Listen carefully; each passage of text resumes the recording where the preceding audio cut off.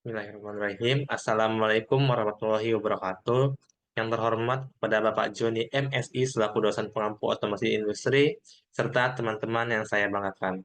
Kami dari kelompok CU RA ingin mempresentasikan hasil kerja kelompok kami yaitu dengan judul aktuator hidrolik. Next. All member dari kelompok CU yaitu yang pertama saya sendiri Ahmad Saputra, yang kedua ada Raka Sopin Marinutua, yang ketiga ada Akila Muksita, yang keempat ada Elma Kitriani, dan yang terakhir yaitu Nova Ramadayanti. Nah, apa sih itu aktuator? Nah, aktuator ini penjelasan tentang aktuator itu yaitu aktuator is a hardware device to convert control command signal from a controller in physical parameter. Uh, the change in physical parameter is typical mechanical, such as position or speed change. Nah, di mana an actuator is transducer because it convert one type of physical quantity, such as electric current, into another physical quantity, such as the speed of an electrical rotating motor.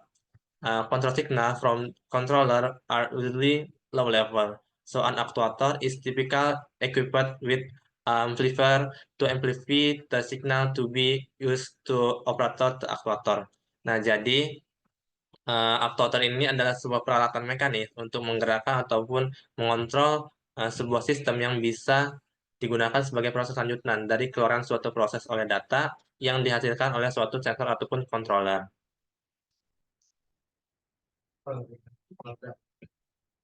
Next, yang selanjutnya classification. Nah, yang pertama klasifikasi aktuator berdasarkan dengan jenis penguatnya.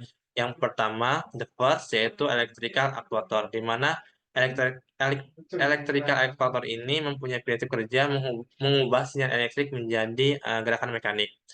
Second, aktuator hidrolik, di mana aktuator hidrolik ini memanfaatkan aliran fluida ataupun oil bertekanan menjadi gerakan mekanik. Nah, dengan menggunakan fluida untuk memperkuat signal, perintah controller aktuator hidrolik digunakan bila gaya yang dibutuhkan cukup besar. Yang ketiga yaitu aktuator pneumatik, di mana aktuator ini memanfaatkan udara bertekanan menjadi gerakan mekanik. Nah, dengan memberikan udara bertekanan dari suatu sisi permukaan piston ataupun arah maju dengan sisi yang lain ataupun arah mundur terbuka ke atmosfer, maka gaya yang diberikan pada sisi permukaan piston tersebut sehingga batang piston akan terdorong keluar sampai mencapai posisi maksimum dan berhenti. Maka aktuator pneumatik ini menggunakan tekanan udara sebagai daya penggeraknya. Terus selanjutnya itu klasifikasi berdasarkan jenis gerakannya. Yang pertama itu rotasi atau putaran, di mana menghasilkan putaran, menghasilkan gerakan putaran. Ini biasanya digunakan dalam sistem roda gigi dan aplikasi lain yang membutuhkan putaran. Contohnya silinder hidrolik. Terus yang kedua itu bersifat linear, di mana linear ini memberikan gerakan lurus dan digunakan dalam berbagai aplikasi seperti mesin alat, sistem rem dan banyak lagi yang lainnya. Nah, contohnya, example-nya mungkin motor DC. Next, hydraulic actuator. An actuator was power comes from pressurized fluid oil flow for great force, di mana use fluid to amply controller command signal with a linear or rotation movement. A device for converting hydraulic energy into mechanical energy. Aktuator merupakan aktuator yang tenaganya berasal dari fluida bertekanan untuk gaya yang lebih besar. Aktuator hidrolik ini menggunakan fluida untuk memperkuat sinyal perintah controller dengan gerakan linear ataupun rotasi. Aktuator ini adalah alat untuk mengubah energi hidrolik menjadi energi mekanik. Keunggulan aktuator ini adalah dapat menghasilkan gaya torsi, namun kekurangannya adalah biaya sistem yang lebih mahal dan mudah kotor, terutama aktuator hidrolik yang menggunakan oli. Selanjutnya, main component of hydraulic actuator. Yang pertama yaitu silinder. Silinder ini menghasilkan gaya mekanis dalam gerakan linear untuk berbagai aplikasi. Terus yang kedua itu piston, di mana piston ini adalah sebuah batang piston memanjang melalui kapal silinder dan memanfaatkan gaya fluida hidrolik untuk menarik ataupun memanjang, berfungsi untuk mengubah energi panas yang ada di ruang pembakar menjadi tenaga mekanik. Nah, yang ketiga ada steering system, di mana steering system ini segel ditempatkan di sekitar piston untuk menjaga tekanan yang benar di dalam laras, berguna untuk menerapkan oli agar tidak bocor atau menekan sehingga ruang bakar sehingga menyebabkan masalah pada mesin.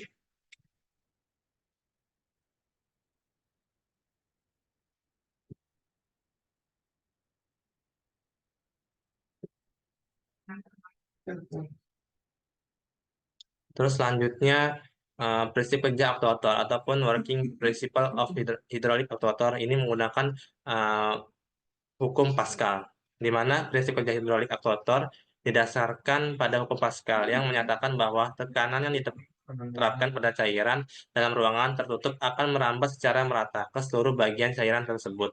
Dalam konteks aktuator hidrolik, prinsip ini diaplikasikan untuk mengubah tekanan hidrolik menjadi gerakan mekanis.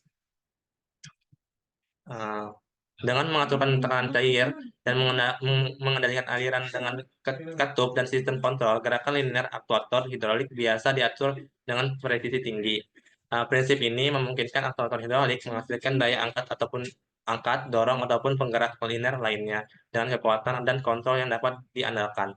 Kombinasi antara tekanan hidrolik dan perubahan ukuran area memungkinkan energi hidrolik diubah menjadi gerakan mekanis yang kuat dan presisi dalam berbagai aplikasi industri ataupun otomasi. Next, next ya selanjutnya tipe of actuator. Yang pertama yaitu uh, hydraulic cylinder, di mana silinder hidrolik ini adalah salah satu jenis aktuator hidrolik umum dan populer. Dirancang untuk memberikan gerakan linear maju mundur. Silinder hidrolik digunakan dalam aplikasi yang memerlukan daya angkat, dorong, ataupun penarik yang kuat. Second, yang kedua hydraulic motor. Nah, di mana hydraulic motor ini aktuator yang mengubah energi hidrolik menjadi gerakan rotasi. Motor ini biasanya digunakan dalam aplikasi yang memerlukan putaran kekuatan tinggi, di mana motor hidrolik ini sangat efisien dalam menghasilkan torsi yang besar pada kecepatan yang rendah dan sangat cocok untuk menggerakkan komponen yang memerlukan daya yang tinggi. Terus yang ketiga ada hydraulic servo, di mana hydraulic servo ini jenis aktuator yang dikendalikan dengan presisi tinggi. Teknologi servo hidrolik memungkinkan gerakan yang sangat akurat dan cepat, membuatnya sangat sesuai untuk aplikasi yang mengharuskan posisi ataupun kecepatan yang tepat yang dapat diatur secara real time. Terus yang terakhir ataupun yang terakhir yaitu hydraulic well drive system, di mana sistem penggerak roda hidrolik ini adalah aktuator yang digunakan pada kendaraan dan mesin bergerak. Sistem ini menggantikan transmisi mekanis konvensional dan menggunakan aktuator hidrolik untuk menggerakkan roda kendaraan. Keuntungan utamanya adalah kemampuan untuk mengontrol traksi secara independen pada setiap roda, memberikan kelincahan dan daya angkat yang optimal dalam berbagai kondisi yang ataupun dalam berbagai medan. Next, implementation. Nah, di mana implementasi hidrolik yang pertama yaitu hidrolik silinder, di mana di industri konstruksi hidrolik silinder ini digunakan untuk mengangkat beban berat atau menggerakkan mekanisme seperti lengan ekskavator. Selain itu juga industri manufaktur biasanya menggunakan silinder hidrolik ini seperti gerakan presisi dan mesin pengerjaan logam ataupun pemrosesan material. Terus yang kedua yaitu hydraulic motor, di mana hydraulic motor ini putaran berkekuatan tinggi seperti pada kendaraan berat, mesin industri, dan mesin pertanian. Daya tinggi seperti gear motor, roda kendaraan, ataupun conveyor. Terus yang ketiga ada servo hidrolik, di mana contohnya servo hidrolik ini, penggunaan servo hidrolik ini termasuk sistem kontrol gerak pada mesin CNC dan robotik industri. Terus yang terakhir itu ada sistem penggerak roda hidrolik, di mana contohnya seperti truk konstruksi, kendaraan pertanian, dan kendaraan off-road. Uh, Selanjutnya, adjusting dan Disadvantages, di mana kelebihan dan kekurangan dari aktuator hidrolik ini. Yang pertama, can be luber and cold, di mana uh, fluida ini bisa sebagai pelumas dan pendingin. Terus yang kedua, small size can general like for strokes, di mana dengan ukuran yang kecil dapat menghasilkan gaya ataupun torsi besar. Nah, kemampuan menghasilkan torsi yang besar ini pada dasarnya penting dalam aplikasi yang membutuhkan daya gerak yang tinggi. Misalnya dalam mesin industri berat seperti mesin penggilingan, pemotongan, ataupun mesin pengangkat yang digunakan dalam industri konstruksi. Yang ketiga, high speed of response, di mana mempunyai kecepatan yang tinggi, kemampuan untuk merespon perubahan input dengan cepat, memungkinkan sistem beroperasi dengan tingkat responsivitas yang tinggi. Hal ini perlu diperhatikan sebab sangat dibutuhkan dalam berbagai aplikasi yang membutuhkan kecepatan dan presisi seperti dalam sistem robotik, mesin pengemusan otomasi ataupun mesin-mesin produksi yang memiliki siklus kerja yang sangat cepat. Kecepatan reaksi yang tinggi juga meningkatkan efisiensi waktu dalam operasi sistem, sehingga meningkatkan produktivitas secara keseluruhan. Yang terakhir, low lags, di mana kecilnya atau rendahnya kebocoran. Hal ini agar nantinya aktuator mampu menjaga stabilitas sistem dengan mengurangi kehilangan energi akibat kebocoran fluida ataupun udara yang digunakan sebagai sumber energinya atau sumber tenaganya. Keandalan efisiensi energi yang tinggi ini menjadikan aktuator pilihan yang baik dalam berbagai aplikasi industri, di sistem kontrol industri, mesin otomasi, dan sistem penggerak yang membutuhkan kestabilan efisiensi yang sangat tinggi. Terus yang selanjutnya itu kekurangannya. Yang pertama, hing operational cost, di mana hing operasional ini biaya operasional yang sangat tinggi. Terus yang kedua, hydraulic power is not readily available as electric power, di mana daya hidrolik uh, tiap tidak setiap tersedia dibandingkan dengan daya listrik. Terus yang ketiga, easy to get dirty, di mana ini mudah kotor, terutama jika menggunakan oli.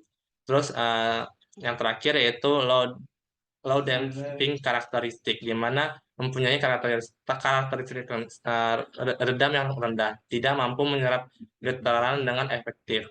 Dibutuhkan peredam tambahan untuk mengurangi dampak getaran menjadi stabil sistemnya.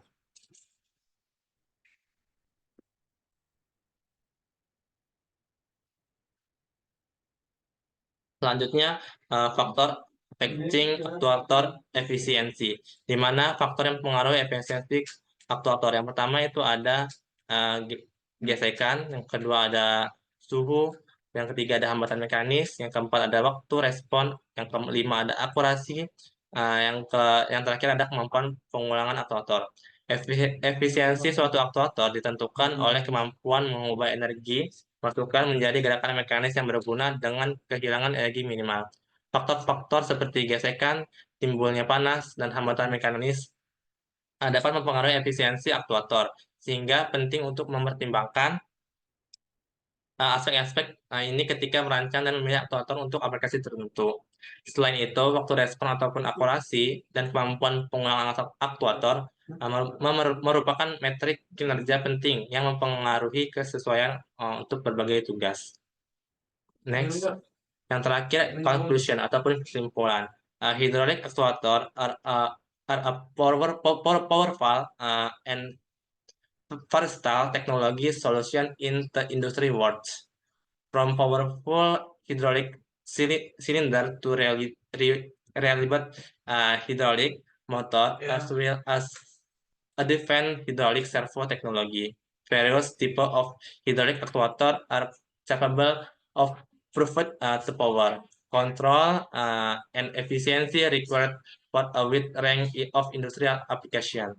The use of hydraulic actuator enabling production efficiency, increased performance, and present reliable mechanical solution for various industrial challenge today. Mungkin hanya cukup sekian presentasi yang saya jelaskan. Mohon maaf jika ada kesalahan. Saya akhiri. Wassalamualaikum warahmatullahi wabarakatuh.